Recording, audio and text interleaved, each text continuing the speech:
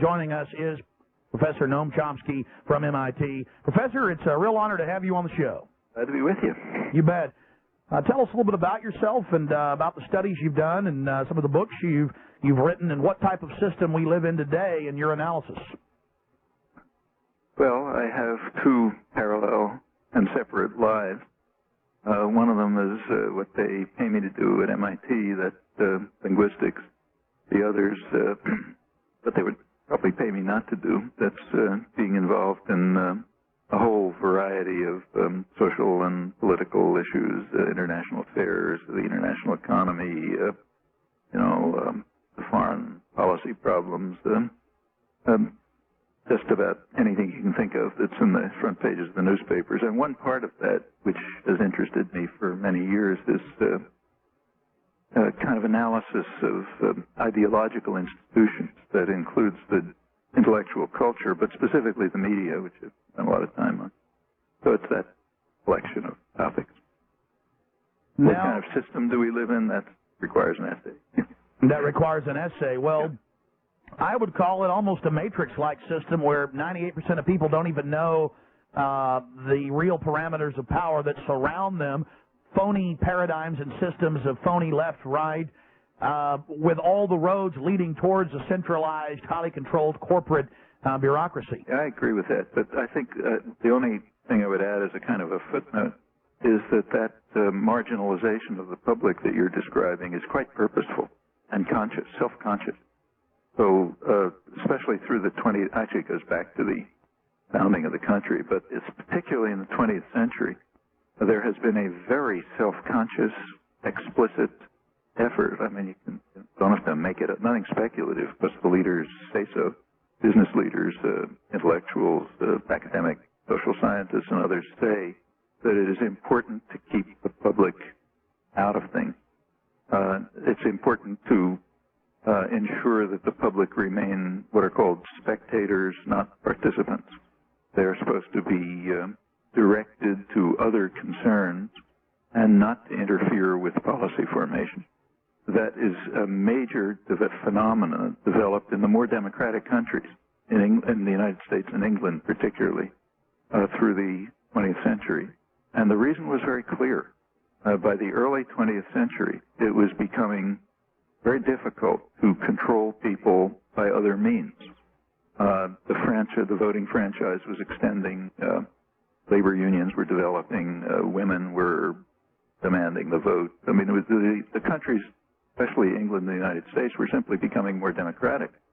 And it was recognized early on that if you can't control people by force or poverty or some other means, you are going to have to control them by what was quite openly called propaganda at the time. People don't like the term propaganda anymore, but that was used. I mean, that's where the U.S. public relations industry, it grows out of these experiences and this understanding, and it is very explicit. So, Professor Chomsky, they put out their papers that I've read from the Carnegie Endowment and others that mind control, behavioral modification is much cheaper and much more effective than tanks and guns. And it's the only thing you can do, because in the more democratic countries, you can't control people with tanks and guns. I mean, maybe to some limited extent, but not very much. There's too much freedom. But so it was understood very well, and it is kind of striking that it's in the two main democratic countries, England and the United States.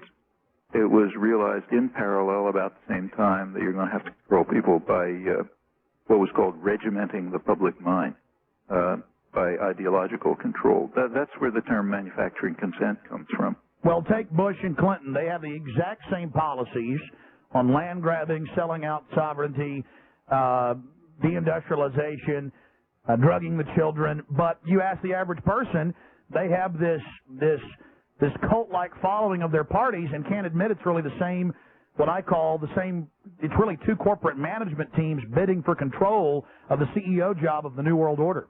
Well, maybe I'm naive, but I have more faith in the public than that.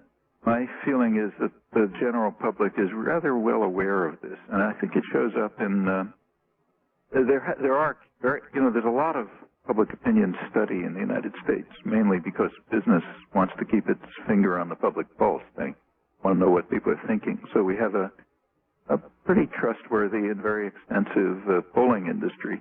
And what comes out of public attitudes, I think, is kind of revealing. So for the last 20 years or so, about 80% of the population, when they're asked, what do you think the country, who runs the government or what does it do, the answer that they pick out of a set of choices is the government works for the few and the special interests, not the people. And in fact, in the last election, just last November, there's a big project at Harvard University called the Vanishing Voter Project, where they study attitudes towards elections and so on. Right before the election, so this has nothing to do with shenanigans in Florida, but before the election, about 75% of the population felt that there was no election going on in any sense that involved them. What was happening was some kind of game involving rich contributors, party bosses, the public relations industry, which crafts the candidates to say particular things and have particular gestures, but you can't believe what they say. And this was a large majority of the population. And they wouldn't even let Ralph Nader into the debate when he had a ticket. They wouldn't, and there was a huge attack against him, mainly from the kind of more liberal press, because he was regarded as disrupting the system of, basically two factions of one party. I mean, the two factions are different. I don't say that Democrats and Republicans are identical, but they share fundamental interests, and those are the interests of their corporate backers. Not very surprising, easy if it was otherwise. And the but problem I think the one thing where I'm not convinced by what you say is that I think the public is largely aware of it. Oh, no, sir, I agree with you. I know they're cynical. They know something's wrong. They smell the dead body under the floor, but they don't know what to do. They don't feel they can. In fact, that's an important point, and I think you're right about that. One of the things that is measured in these studies is what's called hopelessness. Helplessness. Like, do you feel there's nothing you can do about it? That figure has been going up, and it reached its historical peak last November. They go on to brag about how they run our country. I was a kook 3 years ago to talk about this huge corporate elite, and now they're throwing it in our face. Is that, Professor Chomsky, part of the hopelessness that they're trying to instill in us? I've seen a shift in the propaganda in the last 3 years from denying all of this to throwing it in our face. Could be, but I think my own feeling is the roots go back farther. If you go back again to the early part of the 1920s approximately, that's when this stuff really takes off. Madison Avenue? That's when the public relations industry really exploded. And it grew on the basis of the very sensible assumption that was pretty clearly articulated, that we have to somehow make sure that the general public does not make use of the democratic opportunities that are available to them and leaves us to run the place as we've been doing. And the way to do it was, you read, say, business leaders are saying, look, we have to induce what's called a philosophy of futility. They actually use the phrase. We have to kind of direct people to superficial things like fashionable consumption. We have to regiment, anything that doesn't bother us. Bread and circus. Yeah, just anything like that. I mean, and that's true of leading intellectuals. I mean, take, say, Walter Lippmann, who was he's the leading figure in the U.S. Elite media in the 20th century, major public intellectual. He's the one who invented the phrase manufacture of consent. We borrowed it from him. And he thought it was necessary. It's necessary to manufacture consent in order to make sure that we, what he called the responsible men, can run the affairs of the world without being bothered. And what he didn't say, but what is crucial is your point, you become a responsible man if you're serving the interests of concentrated private power. Otherwise, you're not. Professor Chomsky, during the break we were talking about, I just observed this, they will have somebody on TV, both sides for taking private property under the guise of environmentalism, and they're both really on the same side, but they act like this is the two choices, that there's an actual debate going on when it's not, controlling the entire system of thought. What do you call that? Well, I think a sensible, like if you and I were to sit down and invent an effective system of propaganda, we wouldn't have a unique party line, coming from the Kremlin or something, which everybody could detect and nobody would believe.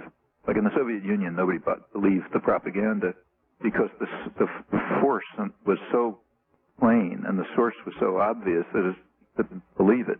The intelligent way to design a propaganda system is to present the illusion of debate, but within a fixed framework that you're not allowed to escape. So you start with certain assumptions. Everyone has to accept those assumptions or they're not admitted into the discussion.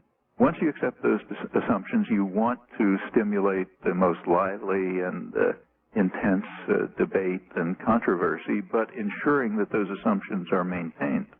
Anybody questions those assumptions, they're just not part of the discussion. So that's an effective like propaganda. So we feel like we're part of the decision-making process when we're actually just cheerleading for what the elite wanted before. Yeah, we're choosing among things that concentrated power really doesn't care that much about. I mean, you see this very clearly. I mean, take say one of the major issues for the public. Look at polls, and it's understandable. Are these international economic agreements, the things that are called free trade agreements? So that's not what they are. Those are very big issues for the public. I mean, people are very much worried about, the trade deficit because they know that affects their jobs. China has a 40% tariff on us. We have a 2% on them. They call that free trade. You're not an isolationist, are you? No, I'm not. But this is stuff has nothing to do with free trade. No, but that's what they say. I mean, yeah, that's what they say. Right, of course. Now, but what the point I'm trying to make is this: these are very big issues for the population. They are also big issues for the business world. But the population and the business world happens to be on opposite sides. Therefore, the issues do not arise in political campaigns. So, like, for example, the free trade area of the Americas, which is an enormous agreement, with a lot of consequences, that has yet to be discussed in the media. It's been negotiated for 3 years. It finally broke through at the Summit of the Americas meeting in Quebec. There was such a furor over it, had to be mentioned. But it's been under negotiation for a couple of years by corporate managers, by trade ministers of governments who are basically corporate representatives. The media know all about it, but they don't want the public to know. It did not come up in the political campaign. The nature of these arrangements has yet to be made public. I mean, you can sort of figure it out if you do a research project. But these things are not made available to the public, and it's for a very clear reason. Our final segment with the professor with solutions coming up. Sir, other key areas of manipulation that people can become conscious of, because if we become conscious of this propaganda, it actually becomes, in my experience, an irritant, as you were saying earlier, in Russia, and acts against them. And then what are some solutions to counter this? Well, I think the main solution is the kind of thing you're doing. I mean, people have to be offered the opportunity and encouraged to take the opportunity to think critically, not to believe, not to uncritically accept what you're told, to ask the question, what are the assumptions? Do I accept those assumptions? To search for information and analysis over a wide range. I wouldn't want anybody to believe what I'm saying. I mean, they should ask, is it true? Let's find out if it's true. Let's check out that information from a variety of sources. When you have a radio, it can be a very important, I mean, it's an extremely important instrument. There can be real involvement in interchange, and that can be an highly important educational instrument, and there are others. I mean, so it's not just sound bites. People have to actually espouse ideas. No, these are not trivial issues. You have to really think them through. The thing that I mentioned, for example, the international economic agreements, those, you have to think about them. You have to learn about them. You can't just listen to a slogan and say, okay, that's what I think. Well, these are unelected, unaccountable international boards controlled by the top 20 corporations and banks telling us they're going to run our lives. I mean, that's a horrible idea, but most Americans don't know that. Yeah, but they can find out. I mean, they can find out. The information is available. You have to work to get it. It's an extremely hard thing to do by yourself. If people are really atomized and separated from one another and spending their entire lives, trying either to put food on the table or to get deeper in debt with things they are told to buy but don't want, then they really are controlled. I mean, people have to be able to get together. Even in the sciences, the way you come up with ideas is by working together. You don't sit alone somewhere and have to figure out how the world works. Well, that's like these $150 Nike tennis shoes that are so ugly I wouldn't touch them if they were free. But the young people are just begging and have to have them or they're not human. Yeah, and if you watch, I mean, I sometimes watch with television with my grandchildren. What they are subjected to is criminal. I mean, they're barraged by propaganda, teaching them from infancy that the only thing in life is getting those tennis shoes or those Pokemon cards or whatever it may be. And that's, that is really a way to control people in a very ugly fashion. People have to learn how to escape from that. It's a hard struggle. What are some of the other facets, other propaganda venues and systems they use against us? Well, I mean, if you look at the way issues are, all the way from the elite media to the educational system to commercial propaganda. I found that sitcoms and drama shows are full of the most. I mean, I was watching NYPD Blue Monday night or Tuesday night, and they were choking and torturing someone, saying, we'll frame you, and these are the good guy heroes doing it. Then I read a law enforcement magazine, they're saying, hey, we might need to institute torture. Yeah, well, I agree. I mean, I don't know much about, it's a part of the culture I just don't know much about, but I'm sure you're right that the framing and the structure of sitcoms and popular entertainment is designed, and probably consciously designed, to instill a certain kind of attitude, interest, concern that will marginalize people, that will keep them away from the basic decisions and choices about how to run their lives and how to run their society. Because the idea is that's not supposed to be in the public domain. That's supposed to be in private, powerful circles. And take, say, these trade agreements that are coming along. One crucial part of them is to take what are called services and hand them over to private power. Well, services are just about anything that people would care about. Health, education, water, almost anything that would be in the arena, in the public arena, where people would want to make decisions. That has to be taken out of the public arena, put into private hands, unaccountable private hands, and then, what's left for the public is which kind of shoes I buy. But these private corporations are taking on governmental power, and take the Lower Colorado River Authority here in Texas. They're private, but they have SWAT teams and will arrest you. That's right. And it's the ultimate tyranny. And then they say, hey, we're a corporation. You can't see our records. That's right. You can't ask questions. Two more quick questions, sir. I want to bring up a fact. Okay, semantics. You say democratic countries. Okay, fine. I hear Republicans, Democrats saying democracy. That's a semantical deception. The Founding Fathers said a democracy is horrible. It's two wolves and a sheep voting on what's for dinner. A republic has a rule of law, separation of powers, a Bill of Rights that you can't violate. In a democracy, 51% say all the black people are killed or all the white people are killed, and it's done. Or take that farm, it's done. Right there, I mean, we hear this word democracy all the time. Well, we're a republic, and there's a big difference. Actually, I think the real issues are elsewhere. I mean, the distinction between republic and democracy that you're describing was not really what concerned the Founding Fathers. What they were concerned about, you read, say, James Madison, the main framer, what he was concerned about was he wanted to have a system in which power would lie in the hands of what he called the wealth of the nation, the more capable class of men. And the reason was because the goal of government, this phrase, is to protect the minority of the opulent against the majority. So the system was designed to try to ensure that the wealth of the nation would essentially be in control and that the general public would be fragmented and marginalized and so on. Now, if you look over the course of time... A middle class flourished here, though, Professor. Yeah. Pardon? The middle class flourished here. 4% of the population with half the wealth. Well, that's not the middle. 4% of the population isn't the middle class. The middle class is the middle. But I think, look, over the centuries, there have been a lot of struggles against this elitist concept, and the options for public participation did increase substantially. But was it elitist for them to say that we would all be armed and have the right to keep and bear arms? Well, that's not what they meant back at that time. What they meant is, you read the Second Amendment, they said in the context of raising militias, people should have the right to bear arms. We're living in a different world. We're not raising militias.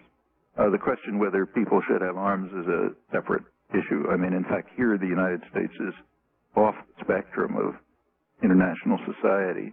Do you think people are hopeful? Are you hopeful that folks are going to wake up to this system? I think people, again, like I say, maybe I'm naive, but I think that people more or less understand it. And what they feel is helpless. And they have to be able to overcome that feeling of helplessness. And there are ways of doing it. In the past, people have organized, they have struggled, they've achieved rights. We have all kinds of rights and freedoms that didn't exist not long ago. And that's because people were not willing to just sit back and take it, but to organize, learn, act, educate, do things to change the world so that it fits their concerns and needs. We have the opportunity to do that. I mean, we're very privileged. We live in a society where, people are not controlled by force. That's an extremely important privilege. Well, Mr. Chomsky, I have to be honest with you, and I really appreciate you coming on. I want to tell folks about some of your publications and then let you get back to work.